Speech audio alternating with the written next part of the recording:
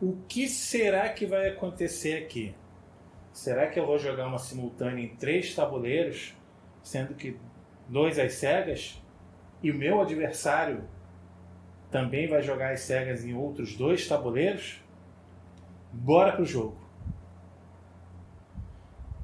Bom, de repente eu posso começar aqui com F4. E aí, quem sabe, o meu adversário pode responder aqui com, sei lá, vamos pensar aqui, com G5. Né? E que tal se eu avançar mais um pouquinho esse peão para F5? Mas como assim? Ele passou para o outro jogo? Não, não é nada disso.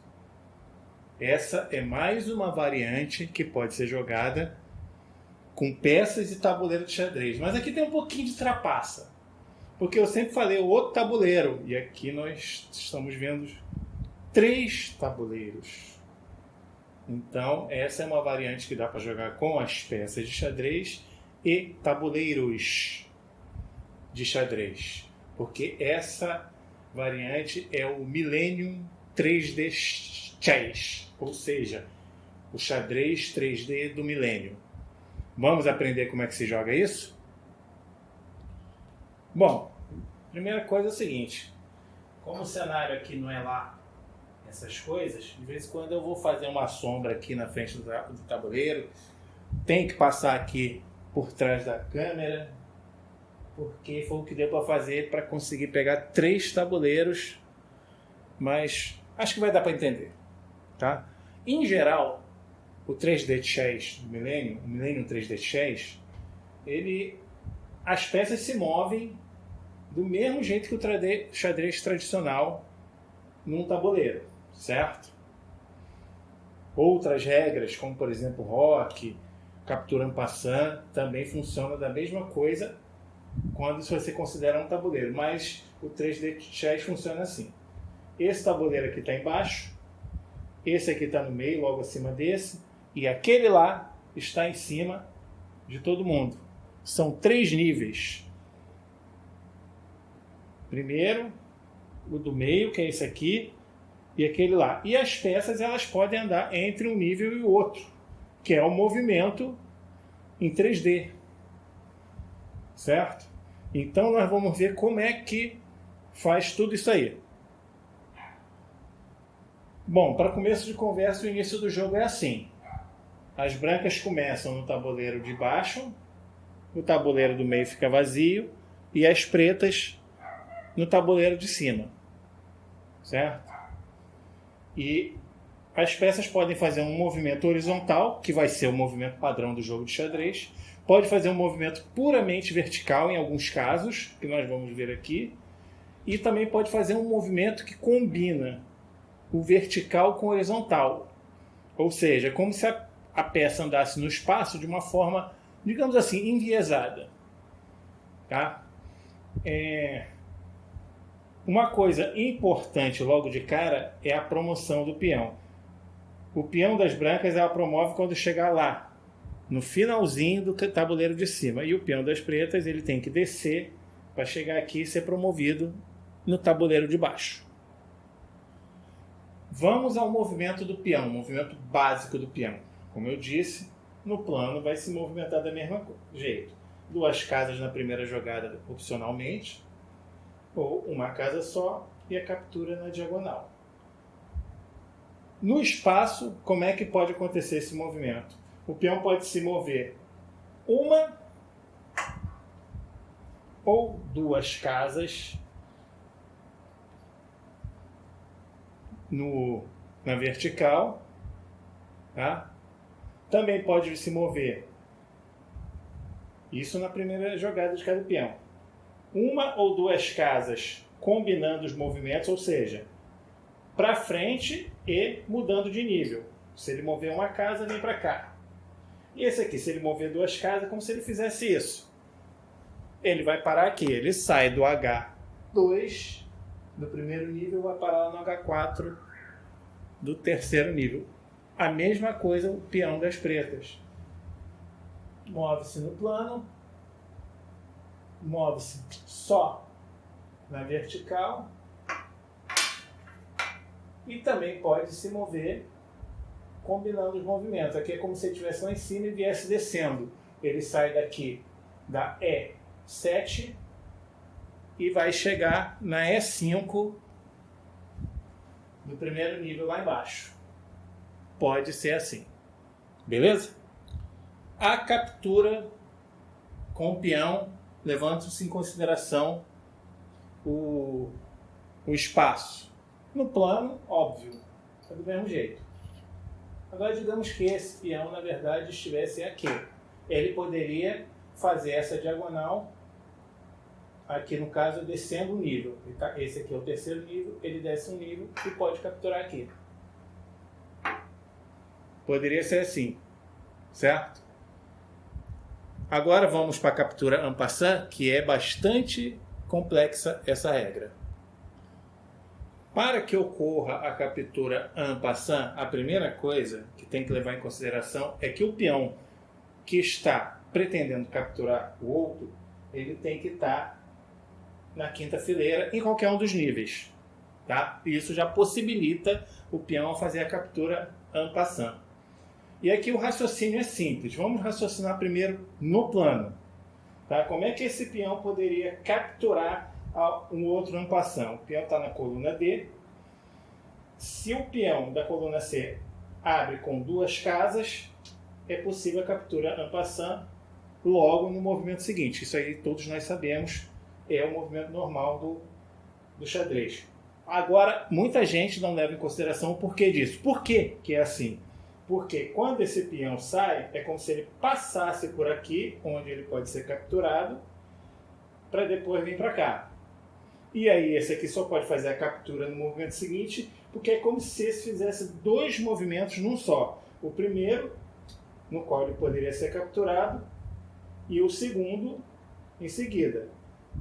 Se essa captura não for logo em seguida, é como se esse peão tivesse feito os dois movimentos isoladamente. Então já não poderia mais ser capturado. Ou seja, a saída do peão é como ele anda duas casas, mas é como se para efeitos da captura en passant ele tivesse andado uma só. É esse o raciocínio da captura en passant no xadrez tradicional. A captura en passant em 3D segue o mesmo raciocínio. Por exemplo, vamos considerar aquele peão ali no nível intermediário, certo? Ele está na G5, certo? Então ele pode fazer uma captura en passant se o peão de pretas da coluna H, por exemplo, que ainda está lá na casa inicial, sair duas casas. Então, como é que pode acontecer isso? Digamos que esse peão aqui ele saia no plano duas casas. Ele passa por essa casa aqui, ele sai da H7 para H5, mas é como se ele passasse na H6. Então, para efeitos de en passant, esse aqui pode fazer a captura de H5 do segundo nível para H6 do terceiro nível? Sim, pode. Ele pode uma diagonal e chegar aqui. Então, essa captura en passant é possível. Tá? Se ele sair duas casas descendo o nível, ele vai estar aqui no terceiro nível, passa pela H6 do segundo nível para chegar na H5 do primeiro nível. Quando ele passou pela H6 do segundo nível, era possível que esse peão fizesse a captura. Então, a captura en passant é possível. Uma coisa importante a observar, que é uma dúvida que facilmente pode surgir nessa modalidade de jogo, principalmente quando a gente está aprendendo, é quando o peão sai, a primeira jogada dele, ele faz uma jogada puramente vertical, por exemplo, saindo do nível 1 para o nível 3. Pode haver a captura en passant nesse caso? Não, porque para que houvesse uma captura en passant nesse caso, o peão que fosse capturado deveria estar, aqui no caso das pretas, teria que estar na fileira 3, certo? Que é a sexta fileira das pretas, na visão das pretas. E o peão só pode fazer a captura en passant se ele estiver na quinta fileira, conforme a sua visão. Ou seja, na fileira número 5 para as brancas e na fileira número 4 para as pretas. Beleza? Como eu disse, é bastante complexa mesmo. Vamos agora ao movimento da torre, que também tem suas complicações. No plano, como sempre, mais uma vez, normal. Ela pode se mover também puramente na vertical, ela pode simplesmente subir. Então ela aqui de A1 pode chegar em A2, em A1 do segundo nível, e finalmente em A1 do terceiro nível, ela subiu. Mas ela também pode combinar os dois movimentos.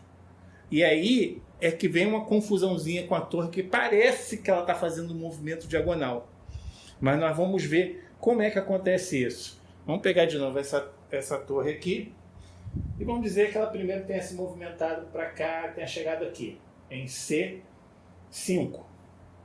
Agora digamos que ela queira se mover para o lado, certo? Continuar na quinta fileira, mas ir para outra coluna, só que ela quer ir lá para o nível 3. O que vai acontecer? Ela de C5 do primeiro nível, ela vai para C6, subindo um nível, e para D5 subindo um nível, e depois para E5 subindo mais um nível. Ou seja, ela chega no E5 daqui do terceiro nível. Se você olhar na vertical, vai parecer que ela fez isso. E é realmente porque é resultante de um movimento reto, vindo para a lateral, e um movimento reto subindo. É como se fosse aquilo que a gente aprendeu lá na escola. Cateto, cateto e hipotenusa. Então, realmente, ela faz no espaço um desenho diagonal. Aí você vai falar assim, ué, então a torre agora pode passar a andar na diagonal? Mais ou menos, porque ela está combinando dois movimentos ortogonais, certo? E a resultante disso nós aprendemos na escola. Agora o movimento do cavalo. O movimento do cavalo, ele, por incrível que pareça, ele se torna até um pouco mais simples de se raciocinar com ele. Tá? Novamente no plano ele faz o que ele já sabe fazer. E se ele quiser combinar o movimento no espaço, o que ele vai fazer? Você tem que raciocinar o seguinte: o cavalo ele anda duas casas e aí faz um ângulo de 90 graus em uma casa. Ou ele anda uma casa, um ângulo de 90 graus e duas casas. Ele vai fazer a mesma coisa no espaço. Por exemplo, ele anda uma casa e aí faz 90 graus, agora ele começa a subir, certo? Então ele saiu daqui de E4, aí aqui em F4, aí ele virou e ele vai chegar no F4 lá do terceiro nível. Ele também pode andar na horizontal duas casas, por exemplo, de F4, ele chegando aqui em D4, e aí finalmente ele vira e vai descer um nível aqui para chegar na D4 do nível do meio. Beleza? Calma que está acabando. O bispo. O bispo é mais, também fica um pouco mais fácil de raciocinar, não dá muito, digamos assim, bug na mente como dá a torre, não. Porque conforme ele descrever um movimento, ele vai sempre combinar os movimentos. Por exemplo, digamos que ele esteja aqui, na C4, certo? Digamos que ele queira andar na diagonal, se manter nessa diagonal aqui, ó, que vai de A2 até lá em G8, tá? E queira mudar de nível. Tá? Ele vai conseguir andar, no caso aqui subindo, ele vai conseguir chegar na B5 do nível 2, que está ali, e vai chegar na E6 do nível 3, que está aqui. Ou seja, quando o bispo andar mudando de tabuleiro, a diagonal dele vai ficar limitada a 3 casinhas só.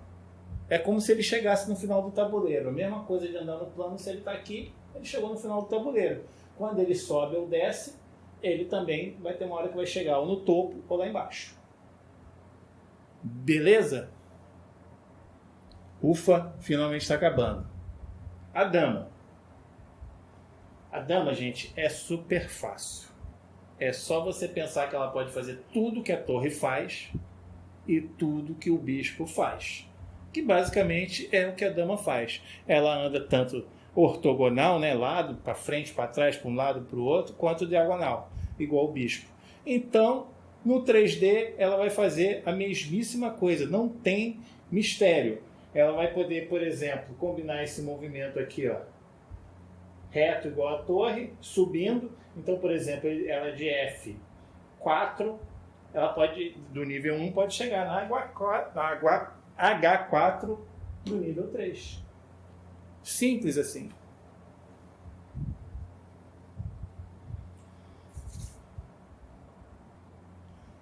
O rei, o interessante do rei é que ele vai ser a única peça que jamais vai conseguir pular do primeiro para o último nível ou vice-versa. Ele sempre vai pular entre níveis adjacentes, porque o rei só se move uma casa.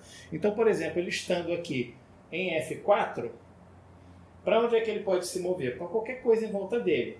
No caso aqui é 3, 4, 5, G, 3, 4, 5, F, 3 ou 5.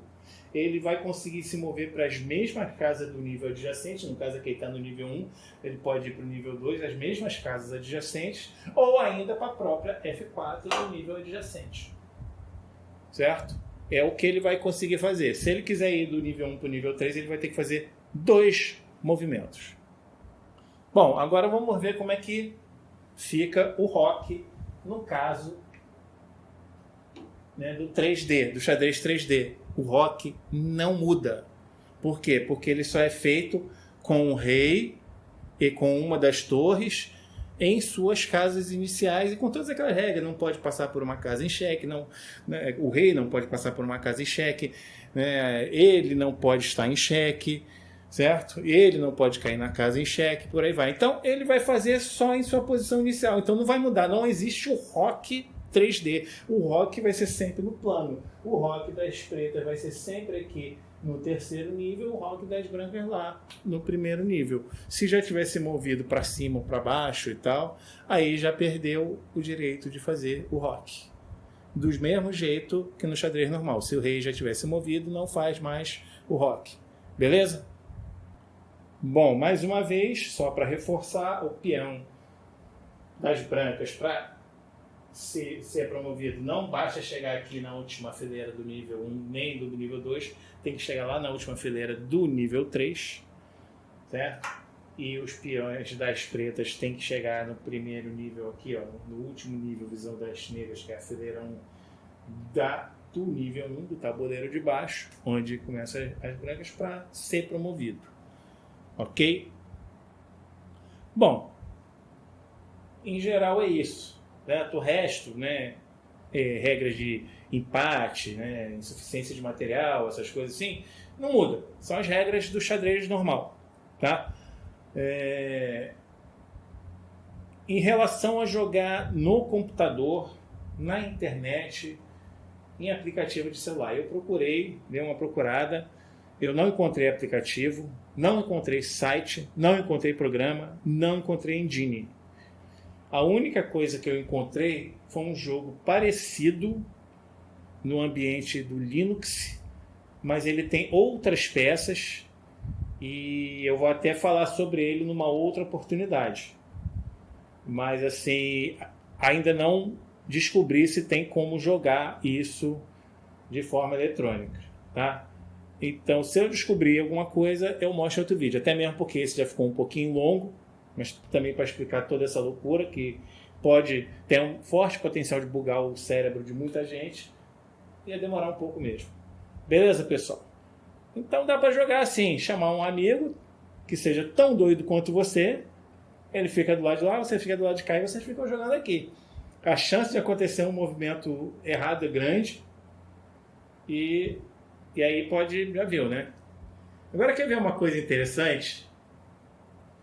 Digamos que eu pegue essa dama aqui e de alguma forma eu faça um ou mais movimentos e chegue com ela aqui. É cheque.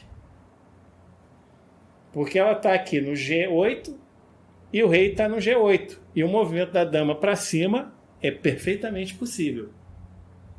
Agora, se eu tivesse chegado com a dama no G8 desse tabuleiro intermediário, também seria cheque. Só que nesse caso, se a dama não tivesse defesa, o rei poderia fazer a captura para se livrar do cheque. Legal, né? Então, é o tipo de jogo que a estratégia tem muito mais coisa a se pensar. Beleza, pessoal? Bora jogar? Valeu!